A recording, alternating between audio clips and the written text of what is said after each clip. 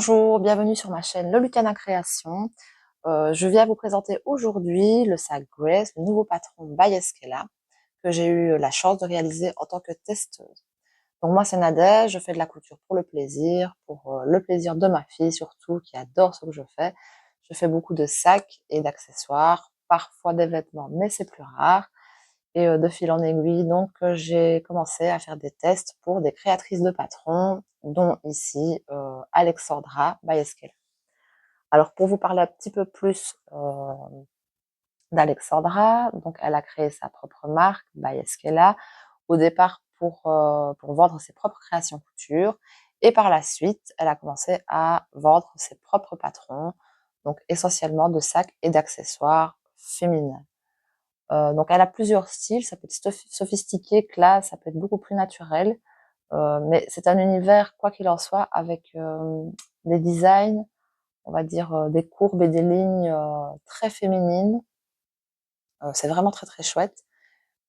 Parfois, ça peut être beaucoup plus simple, comme les petites trousses Valentine, par exemple, qui apprennent à faire des appliqués inversés ou des appliqués normaux.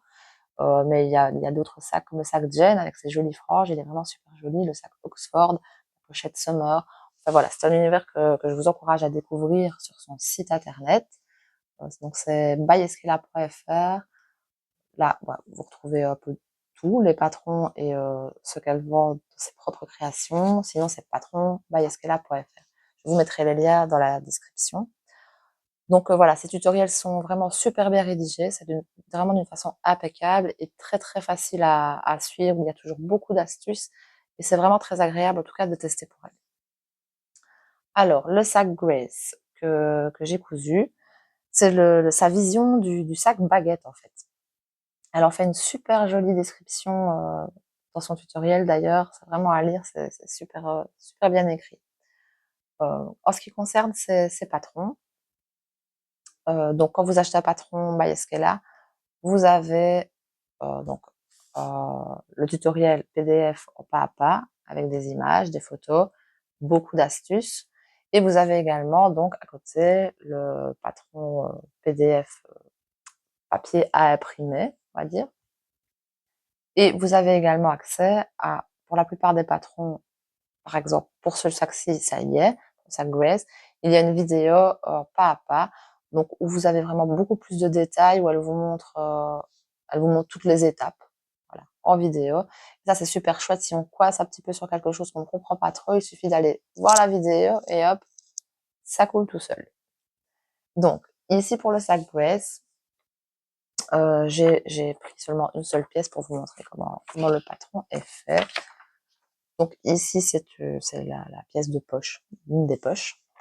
Donc voilà, quand vous imprimez le patron, après il suffit de l'assembler. Il y a des repères d'assemblage avec des petites formes et des couleurs. Donc même si vous imprimez en noir et blanc, sans les couleurs, non, grâce aux formes, vous pouvez quand même vous repérer. Mais il y a plein de découpes dans son tutoriel. Alors vous avez tous les repères qui sont chaque fois mis. Donc, comme par exemple ici, repères de fermeture éclair. Vous avez des repères de milieu qui sont notés si nécessaire, des repères pour mettre des pieds de sac, etc. Donc c'est bien fait et tout est indiqué aussi dans le tutoriel pour vous dire quel repère vous devez mettre et sur quelle pièce.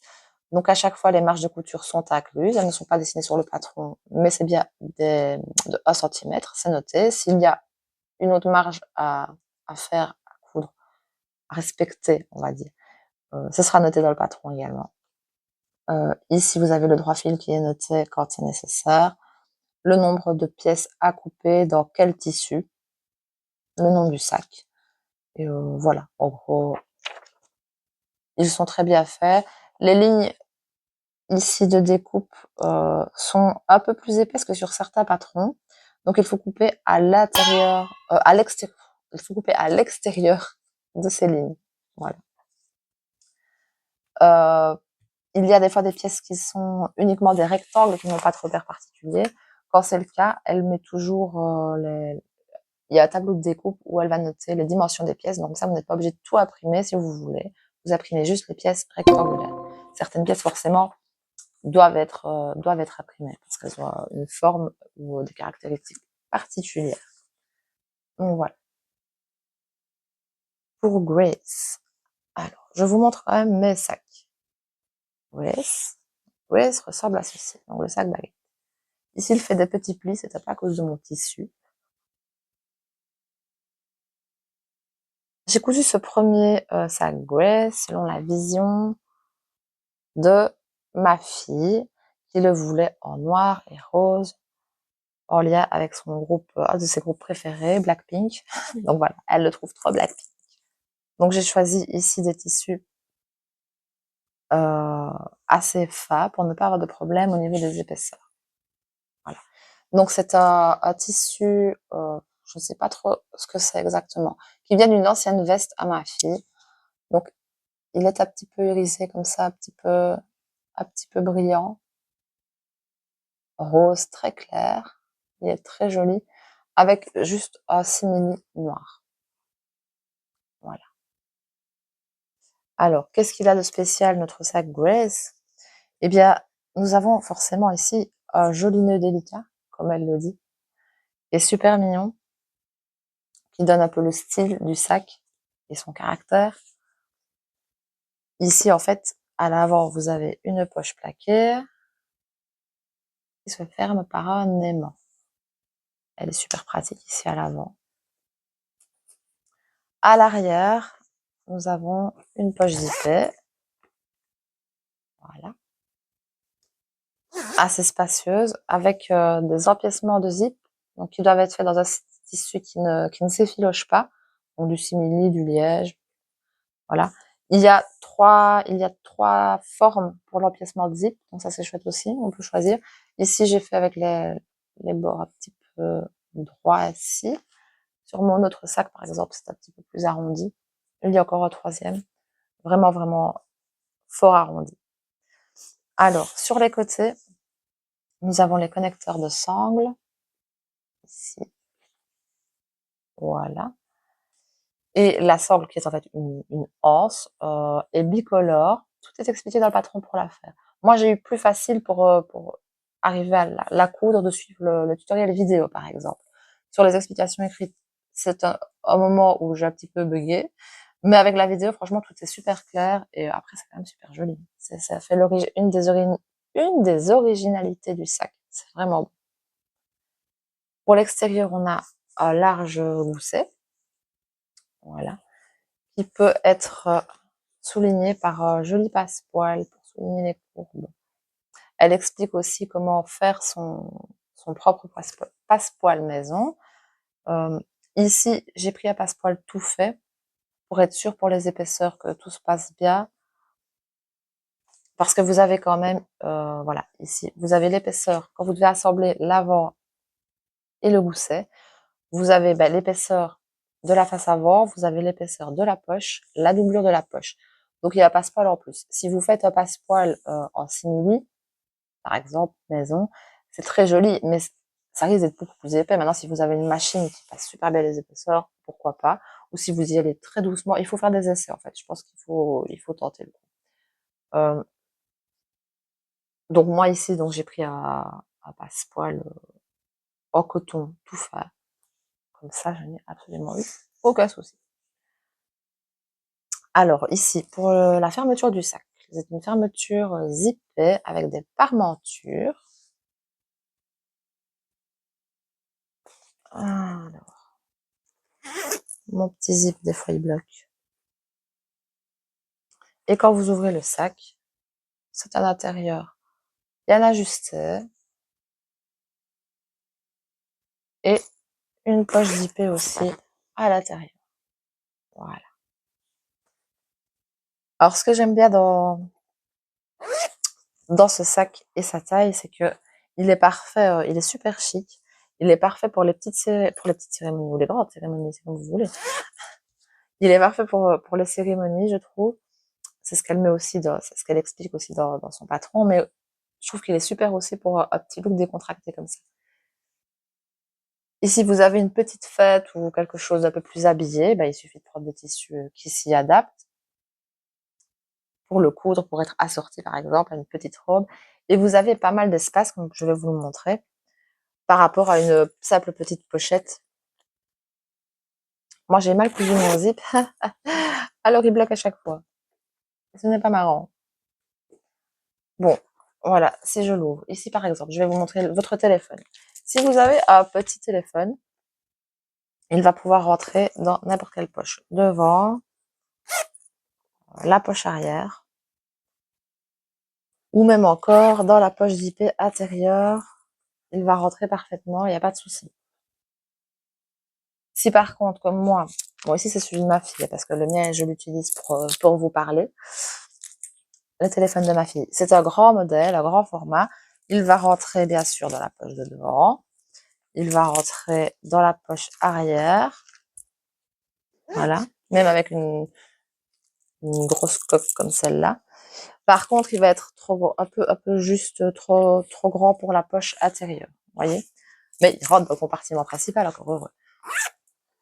Donc, si même vous avez, voilà, une pochette pour votre téléphone.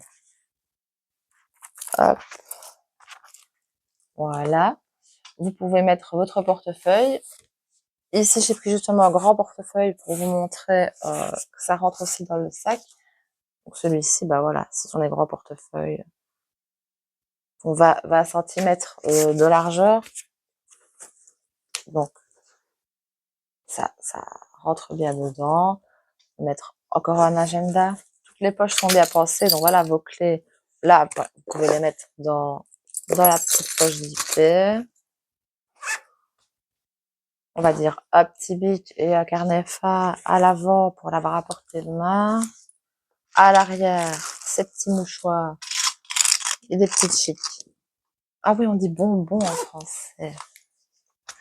Voilà, j'ai quand même mis beaucoup de choses dedans. Hop.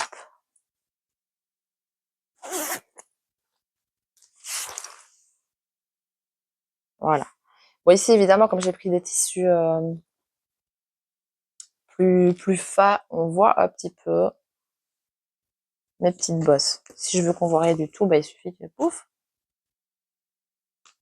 je laisse le plier à la poche de devant. Et alors, ah oui, au porté.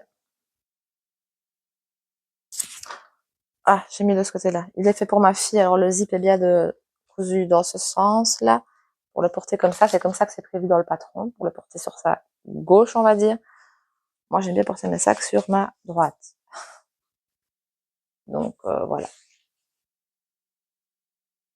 Il est assez chouette. Il a une belle taille. Il est agréable. Il n'est pas encombrant du tout. Il n'est pas encombrant, mais il fait tout son effet. Et on peut y mettre plein de choses. Et ça, j'aime bien. Voilà pour celui-ci. Je vais sortir tout mon bazar. Ça, je pourrais vous montrer le deuxième. Donc, celui-là, en tissu assez fin. Et black and pink. Alors, j'en ai cousu un deuxième après. Celui-ci, en version tout simili. On retrouve de nouveau le joli petit nœud à l'avant, qui est optionnel, bien sûr, si vous voulez pas de nœud, vous ne mettez pas de nœud. Ça reste logique. Qui doit être lui aussi cousu dans des tissus qui ne s'effilochent pas. Donc, ici, par exemple, du simili. La poche à l'avant. On retrouve la poche arrière avec l'empiècement de zip. Voilà. Le gousset. Ici, c'est possible de mettre des pieds de sac. C'est prévu dans le patron, les repères sont notés, etc. Mon simili, c'est un simili à... Comment est-ce qu'on dit encore? À effet froissé. Je l'ai acheté il y a super longtemps à ma petite mercerie. Je vais regarder s'il en reste encore, s'ils vendent encore ce tissu-là. Il est très très joli. Il existe en plusieurs couleurs dorées, beige, une espèce de marron comme ça, mais c'est beau, moi j'aime bien. Et je ne sais pas s'ils en font encore. S'ils en font, je vous mettrai le lien. Et donc, il est plus épais. Il est un petit peu molletonné à l'arrière. Donc, du coup, c'est super chouette parce qu'il a une super bonne tenue. Mais l'embêtant, c'est les épaisseurs parfois. Donc, je n'ai pas osé, par exemple, mettre du passepoil ici. En plus, je n'ai pas osé. Je me suis dit qu'on allait rester comme ça. Parce que si j'avais même mis un passepoil, on va dire en tissu, tout fait, je trouve que ça aurait été fort fin et moins joli. Ça, c'est une question de goût. Donc, moi, j'ai laissé comme ça. Donc, à l'intérieur, donc ce sont bien des parmentures aussi de zip ici. Et vous avez pareil, le sac tout simple, l'emplacement principal simple, je veux dire, et une poche zippée. Je n'ai pas fait d'autres poches, c'est pas prévu dans le patron. Maintenant, mettre une petite poche plaquée en plus, vous pourriez. Sur un sac de cette taille-là, je vois pas trop l'intérêt parce qu'on a accès direct à tout et il y a déjà toutes les autres poches pour pouvoir ranger. Tout ce que vous voulez. Donc, idem, on va pouvoir mettre tout son bazar. Comme je disais, un petit téléphone, ça rentre même dans la poche zippée intérieure. Voilà. Ceci, le petit carnet, les mouchoirs, un petit labello. Ouais, désinfectant pour les mains. Voilà. J'ai mis plein de bazar. C'est chouette. Je ferme. Et vous voyez, mon tissu est plus épais. Donc ici, on voit mon carnet. Voilà. Hop. Le tissu se tient mieux. On ne va pas voir autant de plis comme sur mon autre sac. Et ici, alors, si je le porte, celui-là, il est plutôt fait pour moi. Donc, j'ai bien mis le zip dans l'autre sens de ce qui est prévu sur le patron. Et voilà. Donc, il peut très bien habiller une tenue plus décontractée ou vous servir pour une petite sortie plus chic. C'est super bien fait. Ici, donc, vous avez toujours la anse pour le porte-épaule qui est bicolore. Donc, si vous voulez, vous pouvez aussi faire une bandoulière. Ce n'est pas expliqué dans le patron, mais ça se retrouve facilement sur Internet de comment faire. Il suffit de la clipser ici. Et voilà, vous pouvez aussi allonger forcément ceci si c'est un peu juste pour vous. Mais voilà, il est juste ce qu'il faut, comme c'est noté dans le patron, je trouve. Donc vous avez aussi les connecteurs ici avec des petits rivets. Et de ce côté-ci aussi. Alors il y a plein d'autres versions qui ont été cousues par les autres testeuses qui sont super jolies. Il y a par exemple le sac de Harlequin, donc Sandrine de Harlequin, qui a fait un sac en liège pour montrer un petit peu un effet plus casual. Et c'est vraiment super joli. On a Chris de Esseki Kuku, une artisane belge, qui elle a fait deux versions, donc une en velours et en daim, qui est vraiment magnifique, et une toute en simili, qui est super beau aussi. Donc c'est vraiment un style que je trouve superbe. Je n'ai pas d'autre mot. On a aussi Géraldine de J'ai un équilibre sur un fil, qui elle aussi a fait une super jolie version, un peu plus peps comme ça et originale. C'est en toile de coton si je ne me trompe pas. Je modifierai si je me trompe, mais il me semble que c'est ça, avec du simili, et c'est vraiment super joli aussi. Et puis on a toutes les versions d'Alexandra, qui en a fait en simili, en liège, en jacquard. Donc il y a plein de possibilités. On peut les entoiler de façon différente selon ces tissus. Si les tissus sont femmes, Alexandra va l'expliquer dans son patron, elle conseille d'entoiler quand même certaines pièces qui doivent quand même avoir un petit peu de tenue. C'est mieux pour le sac. Tout est expliqué dans le patron par rapport à ça. Sinon, c'est de la mousse sur résille qu'elle conseille de mettre sur le gousset pour que votre sac se tienne bien. On peut évidemment en mettre aussi sur la face avant et sur la face arrière, mais là, les épaisseurs, ce sera beaucoup plus. Sur le gousset, je pense que ça peut être suffisant. Ici, carrément, je n'en ai pas mis du tout parce que mes simili étaient épais et il se tient bien. Mais un simili comme celui-ci noir, j'en ai mis de la mousse parce qu'il est fort fin, celui-là. Donc, c'est quand même mieux si vous avez des tissus fins, même si c'est un simili. Pour la mousse sur résille, j'ai pris justement des exemples pour vous expliquer un petit peu la différences que vous pouvez utiliser. La mousse sur résine, donc si vous ne savez pas ce que c'est une mousse qui ressemble à ceci. Je ne sais pas si vous voyez correctement. Donc, c'est une mousse qui a un sac, enfin, ça peut avoir 5 mm d'épaisseur, il y en a de 10 mm ici pour les sacs, vaut mieux prendre des mousses qui ont entre 2 et 5 mm d'épaisseur, on va dire. Allez, 4 sacs, c'est bien. Qui est cousu sur de la résine. Donc ça donne un petit peu de la tenue au sac et la résine va donner la structure, en fait. Ça se coud super facilement. Il y a plusieurs méthodes. Faudrait peut-être que je fasse une vidéo pour expliquer comment on coud ça, parce que sinon ce serait vraiment trop long à expliquer. Mais sur internet, vous trouverez facilement comment faire. Sinon, une alternative, vous avez le Style Ville de chez Liseline, qui est une mousse aussi, voilà.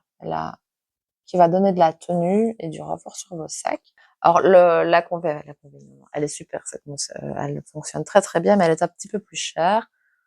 Donc elle est en général en largeur 72 centimètres. Je crois que je l'ai noté quelque part, mais je ne sais plus. Oui, elle n'est pas en grande largeur, donc 72 centimètres de large et c'est entre 14-15 € le mètre. Donc c'est quand même un sacré budget si vous faites beaucoup de sacs. Et si vous en utilisez beaucoup, pardon. Que la mousse sur résine est plutôt à 10 € le mètre et les largeurs sont souvent plus grandes. Donc c'est déjà plus abordable. Et moi, vous savez que la terre est basse. Ce que j'utilise le plus souvent, bon, c'est de la mousse, c'est du fort, du tissu fort. Fort satin. Je vous ai pris un petit bout ici. Voilà. Donc, mon fond, à combien il me revient? 6,70 € le mètre. Et moi, j'achète ça chez I Love Tissu.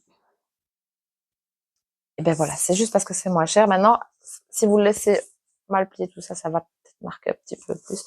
Pour moi, qui ne vois pas mes créations, qui ne vois pas mes sacs, ça me suffit amplement et ça fonctionne très très bien pour la tenue. C'est super facile à coudre. Donc, ça c'était pour l'entoilage de notre sac Grace. En ce qui concerne les difficultés, donc, comme je l'ai dit, au niveau du patron en lui-même, tout est bien détaillé, bien expliqué. Même une débutante qui voudrait apprendre de nouvelles choses, justement, de nouvelles techniques et tenter un modèle un peu plus compliqué, c'est une très bonne idée d'essayer ce sac en y allant évidemment doucement et en suivant bien les étapes parce que c'est tellement bien expliqué que voilà, suivre le tutoriel, il n'y aura pas de souci. Gérer les épaisseurs, c'est autre chose. Ça dépend un petit peu de votre machine et de votre habileté. Et coudre une fermeture éclair, il faut bien se lancer un jour. À un moment donné, voilà. Et les courbes également, c'est un bon entraînement pour faire les courbes. Pour les épaisseurs, ce que je peux conseiller, où est-ce qu'il y aurait des problèmes d'épaisseur? Donc, comme je vous l'ai dit, c'est ici, pour la couture de la face avant avec le gousset, puisqu'il y a quand même plusieurs couches. Maintenant, à vous de faire attention aussi au tissu que vous utilisez. La surpiqûre finale ici, ensuite, au-dessus, étant donné que vous avez toutes les couches ici à cet endroit-là, ça n'a pas vraiment été un problème pour moi, mais ça pourrait l'être selon vos tissus. Ce que je fais, déjà pour coudre, que je vous montre un petit peu pour les épaisseurs. Déjà, vous pouvez utiliser un pied double entraînement. C'est un petit investissement, ce pied double entraînement. Mais honnêtement, quel bonheur. Donc, je ne saurais que vous le conseiller si vous n'avez pas une machine pro. Et moi, j'ai celui où vous avez deux petits embouts, on va dire, différents, deux pieds différents à changer, plus larges pour une meilleure visibilité ou plus normal comme le pied normal de votre machine. Voilà. Ça, je vous le conseille. Mais c'est un petit budget quand même. Pendant que vous faites la couture, vous pouvez aussi vous servir d'une belle-mère. Donc, ce sont des petites pièces qui se mettent derrière, en dessous de votre petite biche au moment de coudre pour surélever. Il y a aussi ce style-là. Ou alors, bêtement, vous prenez un morceau, un plus petit bien sûr, un plus petit morceau de mousse que vous pliez, que vous allez caler derrière votre pied presseur. Parce que le principe, en fait, quand la machine a du mal au départ d'une couture, par exemple, c'est quand le pied n'est plus assez droit. Donc, s'il penche un peu comme ça, s'il penche un peu comme ça, en général, la couture va mal se faire. Donc, ça, c'est que ce soit des sacs ou autre chose, ce sera pareil. Si vous faites des jeans, ça va être pareil aussi, parce que des fois, il y a beaucoup d'épaisseur. Donc, si vous arrivez à mettre une belle-mère à l'endroit où votre pied part un peu en cacahuète, comme on dit, et ben, ça se passera déjà beaucoup mieux. Vous avez aussi les pieds rouleaux. Donc, il y a un petit rouleau qui va aider à faire glisser le tissu. Et les pieds téflon, ça c'est plus pour arriver à bien faire glisser votre simili, des tissus fins aussi, des tissus qui auraient du mal à passer sous le pied. Il est anti-adhérent puisque c'est du téflon. C'est des petites astuces qui pourraient vous aider. Maintenant, le pied téflon ou le pied rouleau n'empêche pas d'utiliser une belle-mère, bien sûr, parce que le pied doit quand même être droit pour pouvoir passer. Alors ensuite, vous avez aussi, par exemple, pour vous aider avant de coudre vos coins, ici au-dessus, par exemple, vous avez une surpiqûre plus épaisse, ce genre de petite base qui est protégée par une espèce de plastique ici, là. C'est pas du plastique, bah si. Pour appuyer comme ça vos coutures, vous appuyez bien sur vos coutures avant de coudre. Et franchement, ça marche pas mal. Ou alors, vous avez le bon vieux marteau, bien sûr, mais il faut protéger vos tissus avant d'utiliser. Donc, avant de coudre vos surpiqûres, par exemple, ben, vous mettez votre sac comme ça, vous mettez un bout de tissu et vous donnez des bons coups de marteau. Ce n'est pas une blague, ça fonctionne, ça aplatit vraiment bien les coutures. Et voilà, pour tout ce qui est pendant les assemblages, etc., vous pouvez aussi, vous avez des petits rouleaux comme ça, vous pouvez appuyer à la main. Mais le mieux, ça reste quand même la pince ou le marteau, c'est quand même bien efficace. Donc ça, c'est plus en ce qui concerne les épaisseurs. Donc je vous ai parlé de l'entoilage, je vous ai parlé des épaisseurs. À part le niveau de couture, donc qui est plutôt intermédiaire par rapport à la fermeture, aux courbes et aux épaisseurs, il n'y a pas vraiment d'autres problèmes dans ce sac. Et ce n'est pas vraiment un problème. Voilà, les difficultés que vous pourriez rencontrer, ce serait ça. Parce que le reste, c'est vraiment tout est bien détaillé, donc il n'y a pas de souci. Voilà, je réfléchis si j'ai autre chose à vous dire par rapport à Grace, mais je ne pense pas.